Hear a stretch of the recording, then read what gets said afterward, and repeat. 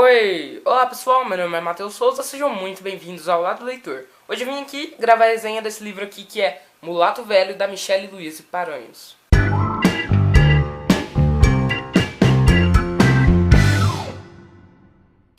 Mulato Velho, da autora carioca Michelle Louise Paranhos, é uma miscigenação de cultura, religiões, crenças, línguas, pratos, danças, de tudo um pouco e desses costumes antigos que vão envolver toda essa obra.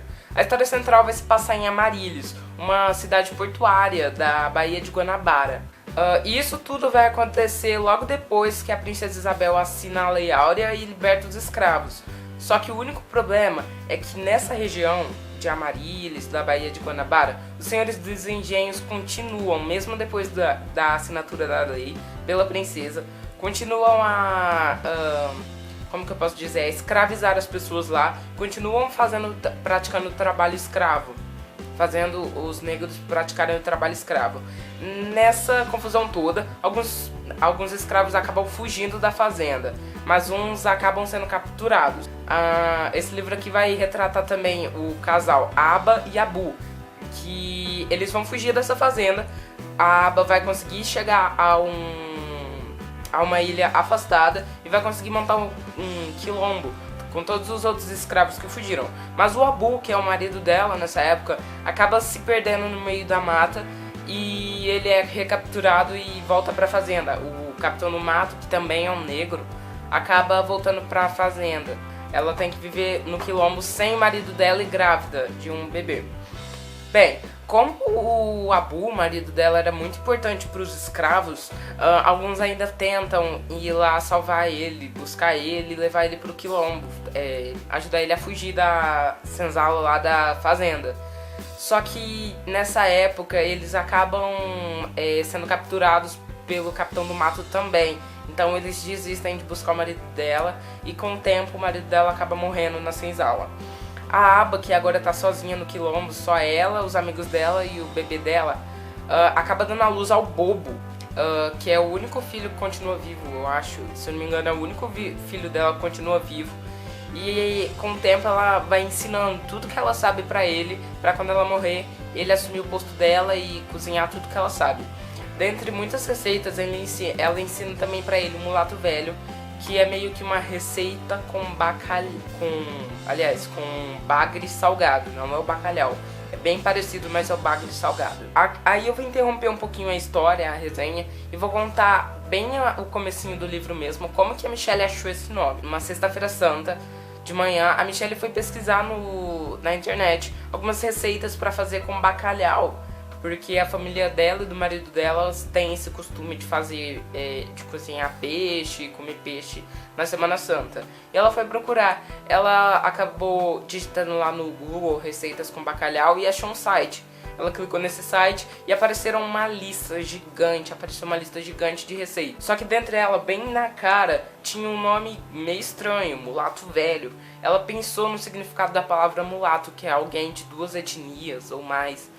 E ela ficou muito curiosa, ela até cita que é um dos pontos fracos dela, a curiosidade. E ela foi se aprofundar, só que aí ela descobriu que era uma receita com um bagre salgado, bem parecido com o bacalhau. Mas como ela não se satisfez com a pesquisa que ela fez, ela acabou se aprofundando mais no assunto do período colonial, dos escravos e tal, que foi onde se originou essa receita. E aí depois de muita relação, muita pesquisa, ela acabou desenvolvendo este romance, este conto, que foi Mulato Velho, que é um livro para todas as idades.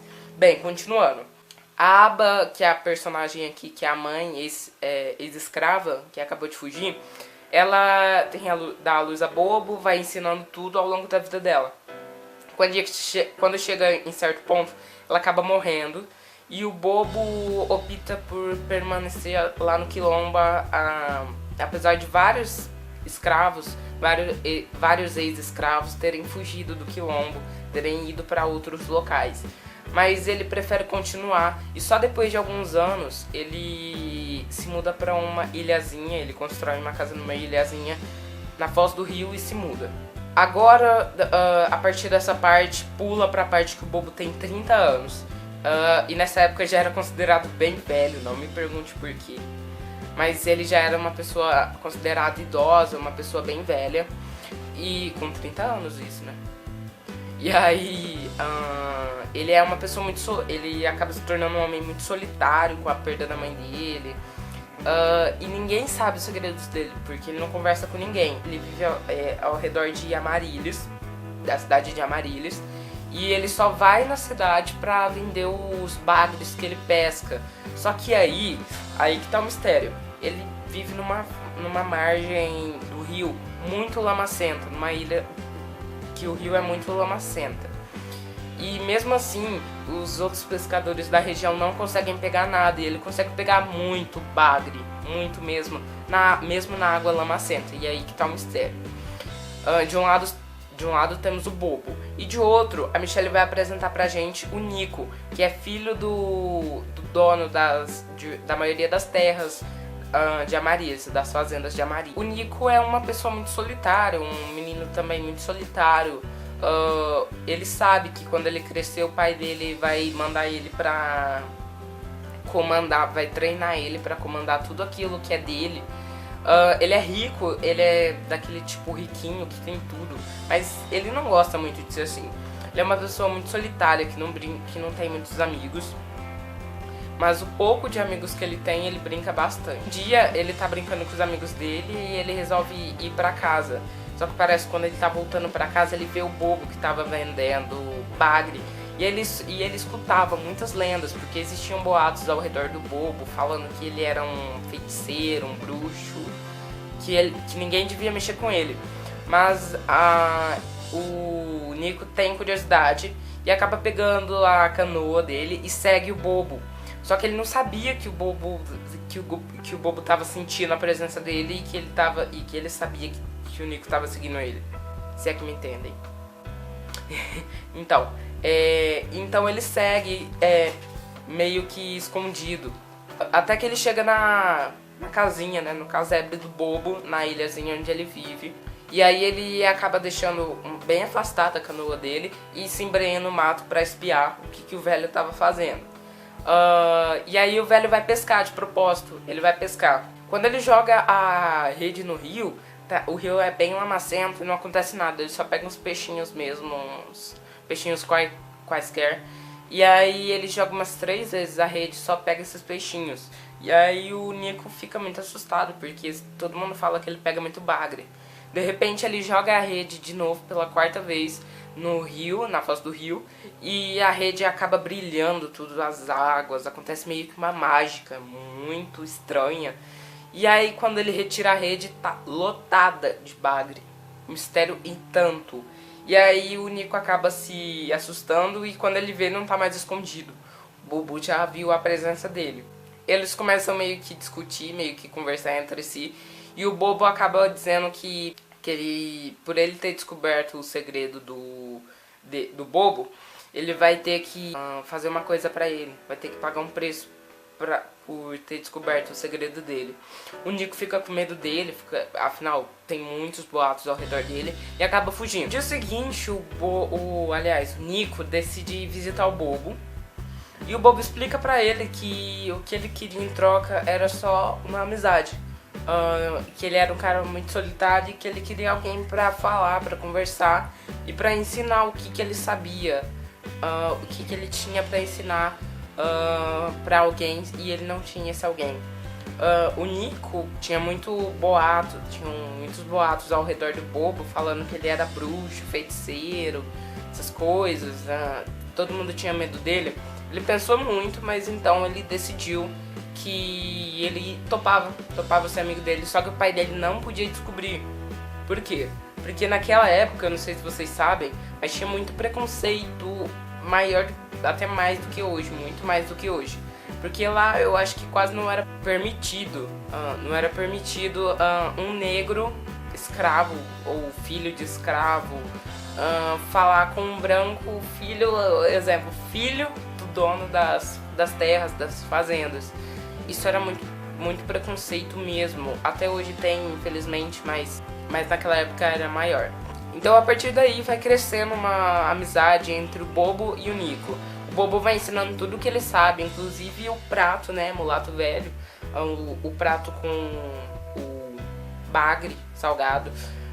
Vai ensinando várias receitas, várias tradições, várias danças, aliás, inclusive africanas, coisas da cultura indígena também que vivem nas cercanias ali, ele vai ensinando porque ele conhece os índios.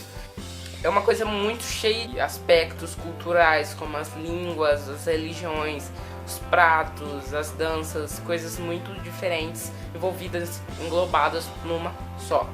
Para esse livro eu dei nota 10, aliás, no Scooby eu dei nota 5, de 5, que é o máximo, porque é um livro muito bom, sério mesmo.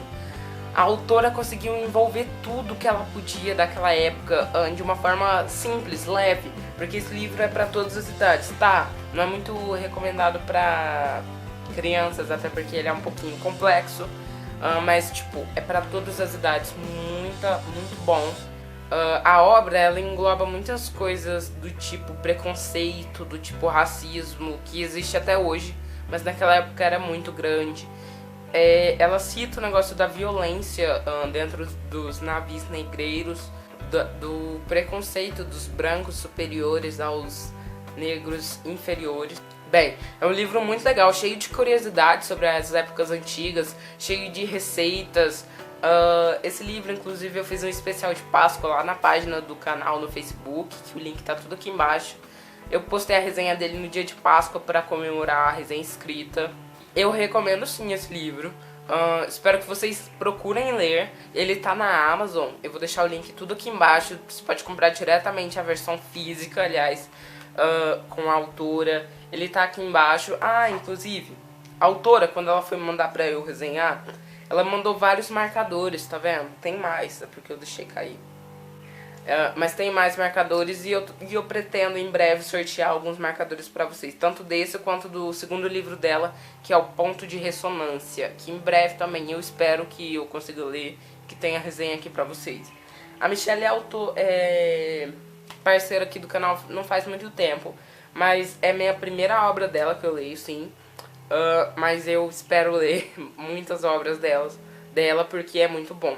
A única reclamação, não bem uma reclamação, mas um ponto negativo que eu encontrei na obra, muito pequeno em comparação à obra como seu todo, em alguns trechos a leitura é meio rasa. Não rasa do tipo ruim, chata de ler, mas rasa do tipo que faltou detalhes, entendeu? Não é uma coisa muito importante, não prejudique nada, tá? Só uma dica pra autora, pra ela ver se consegue melhorar isso.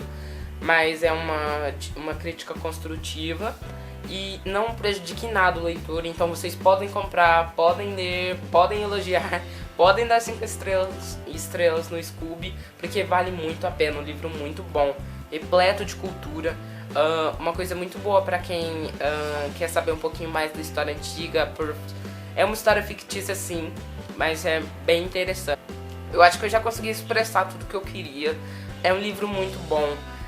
Recomendo, comprem diretamente com a autora, que vem marcador, lógico, vem autógrafo, tá?